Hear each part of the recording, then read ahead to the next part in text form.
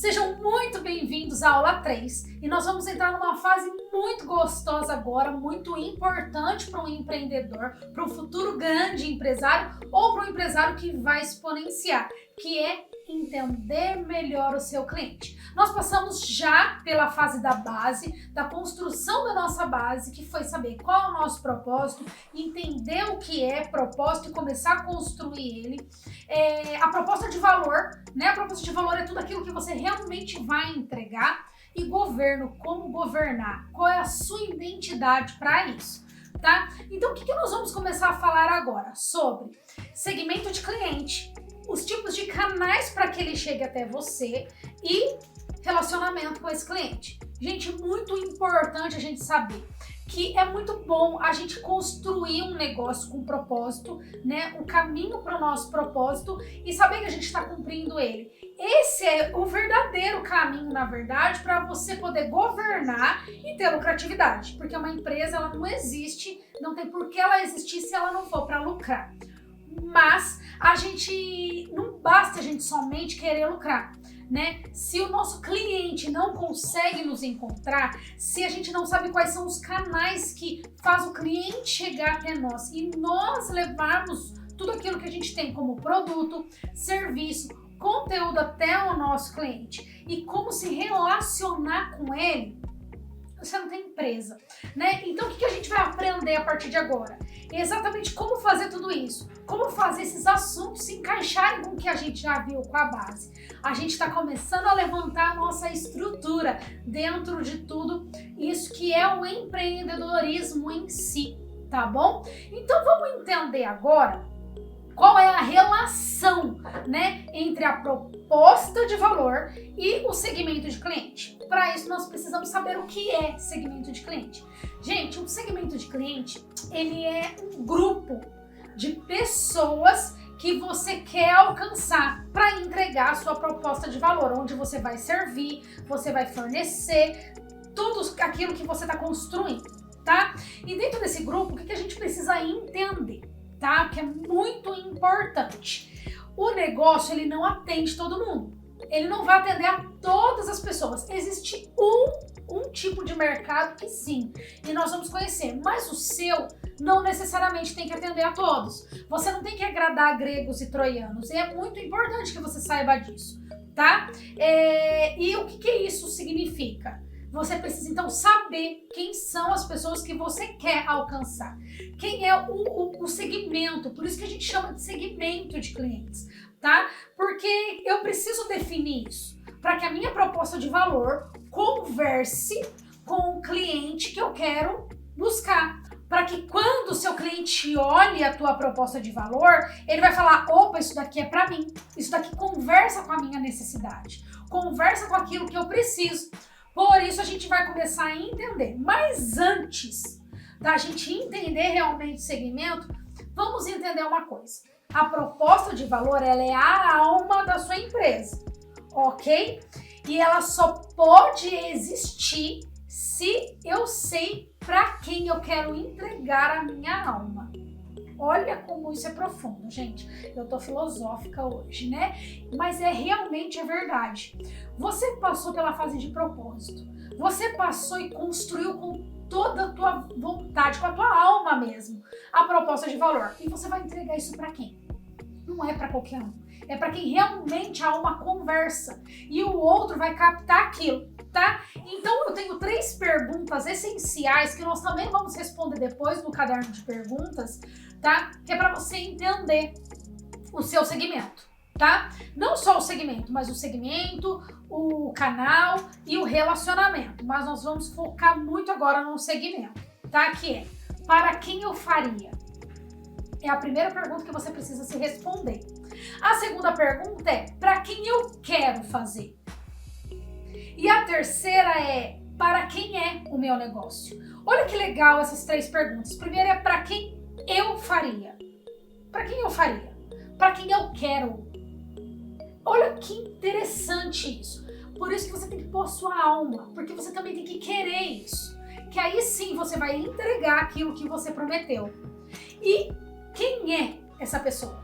tá? Então a resposta ela vai definir o quem? Essas respostas, tá? Então agora eu vou mostrar para vocês, eu vou exemplificar para vocês quais são os tipos de segmento.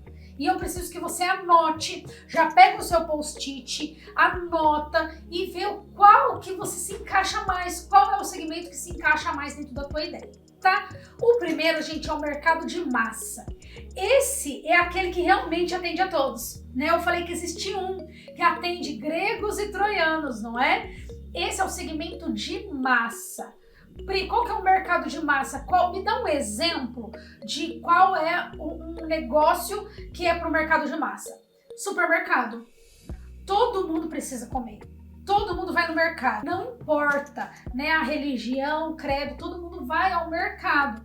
Então, o mercado você tem que atender a todos os públicos. Você tem que falar para massa, que é o que a gente chama de mercado de massa, tá? Um outro exemplo que eu posso te dar é sites de informações, tá? Todo mundo quer saber o que está acontecendo.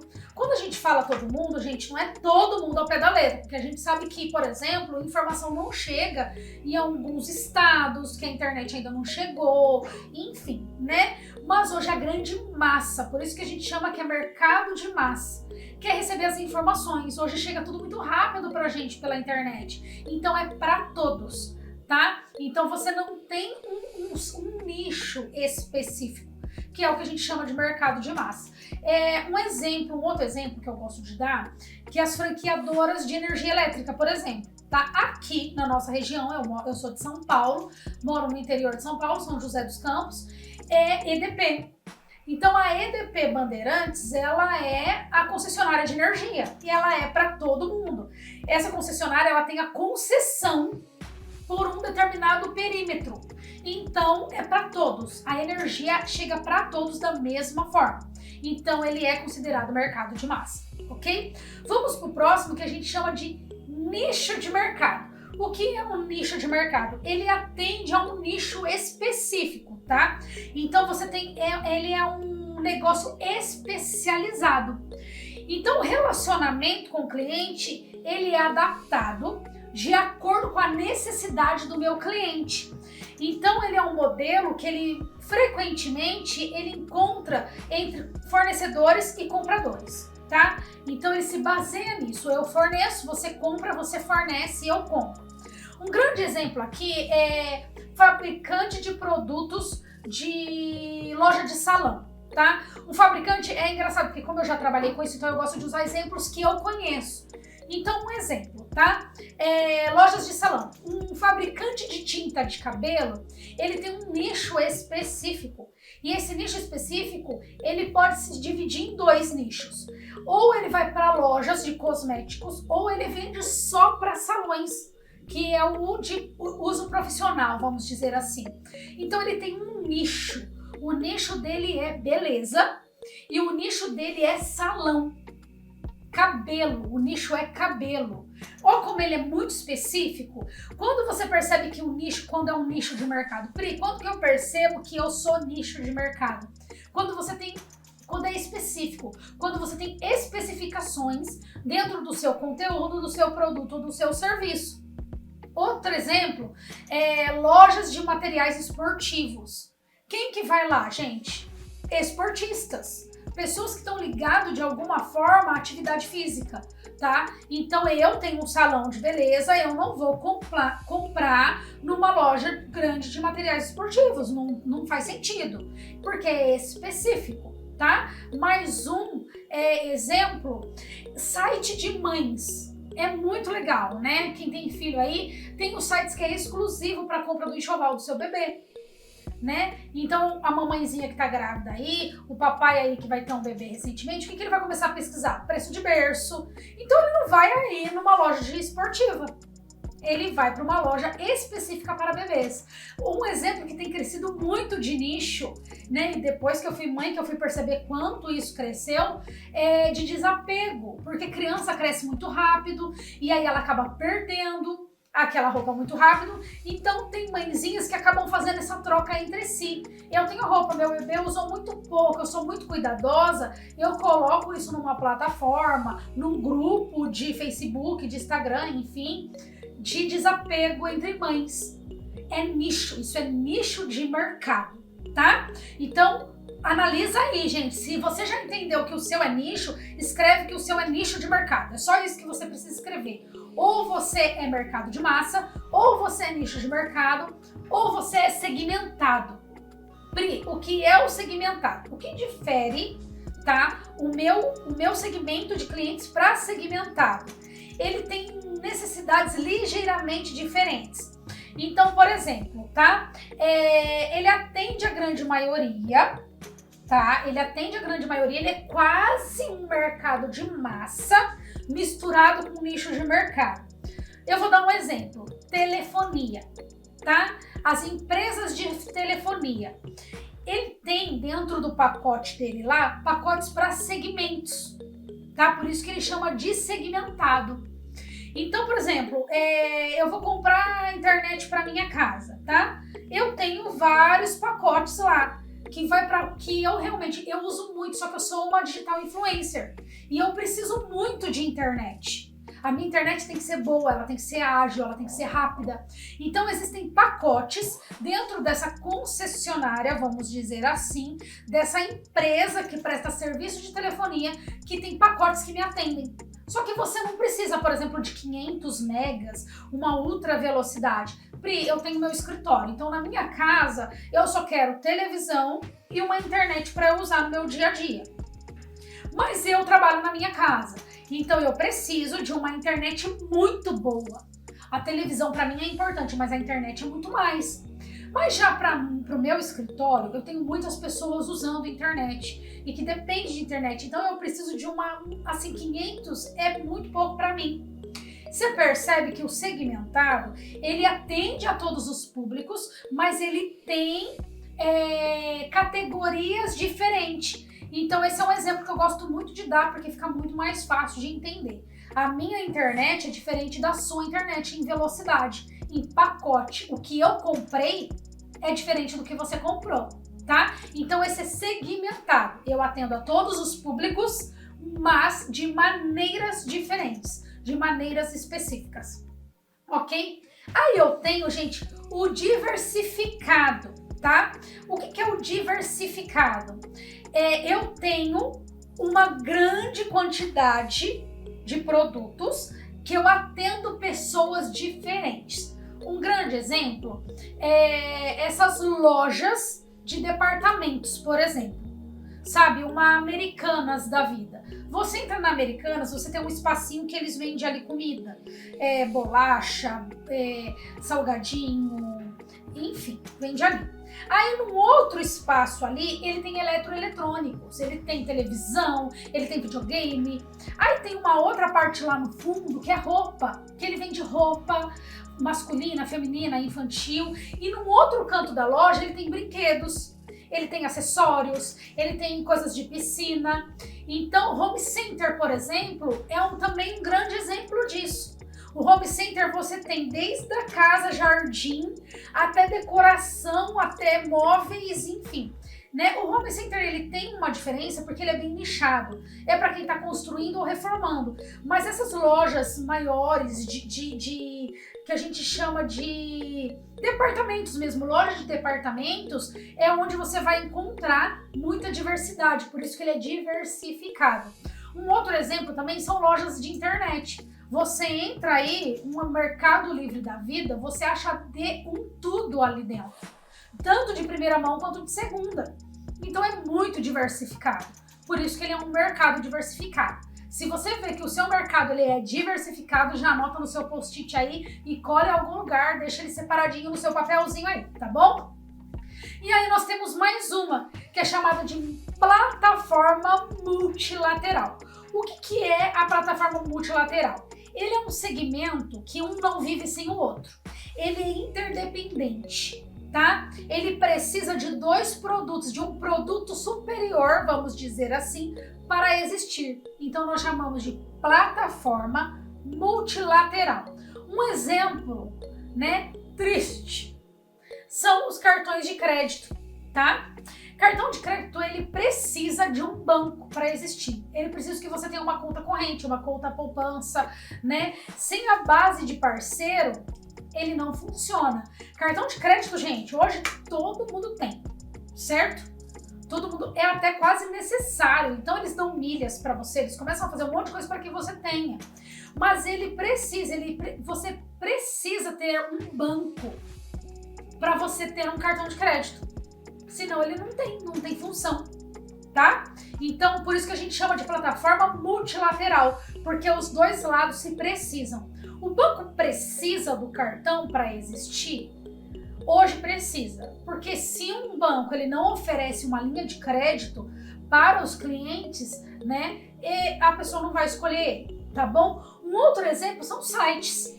Os sites, ele tem a necessidade dele ter assinante e anunciante. Se eu tenho um site, eu não tenho anunciante no meu site, eu não vou ter assinante.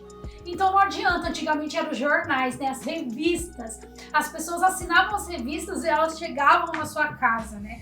Eu sou da época que chegava jornal em casa. Hoje são sites, né? Então os sites precisam desses veículos, das pessoas. Um exemplo, Instagram. Gente, se o Instagram não tiver pessoas para colocarem os seus conteúdos lá dentro, ele não vai ter pessoas entrando e acessando. O YouTube precisa de pessoas que produzam conteúdo. As redes sociais precisam de pessoas que abracem a marca, coloquem conteúdo ali dentro para que outras pessoas venham consumir esse conteúdo. Gente, uma coisa é fato, tá? Se você não é fornecedor, você é consumidor. Um dos dois você é. Uma coisa é fato, você pode ser fornecedor e consumidor, tá bom? E você pode ser consumidor e fornecedor, mas existem pessoas que é só consumidor. Agora, quem é fornecedor geralmente também é consumidor, porque ele precisa estar antenado para poder fornecer cada vez melhor, né? Uma qualidade melhor. Eu quero dar aqui para vocês, gente, dicas e exemplos de segmentos de clientes, além do que eu já dei conforme eu fui explicando a aula aqui para vocês, tá? Mas antes, deixa eu deixar isso muito claro para vocês, que a definição do segmento de cliente, ela anda ali, ó, de mãozinha dada com a proposta de valor. Se você tem uma proposta de valor, você consegue identificar o seu segmento de cliente. Agora, Pri, eu não tenho uma proposta de valor ainda muito clarificada para mim. Muito difícil você captar qual é o teu segmento, tá? Então, deixa eu te dar 4 dicas aqui para que você consiga captar realmente a tua proposta de valor e quem é o teu segmento. Primeiro, você precisa desenvolver dentro do teu PEG a perspectiva do seu segmento e o propósito da tua empresa para eles. Lembra que eu sempre bato nessa tecla?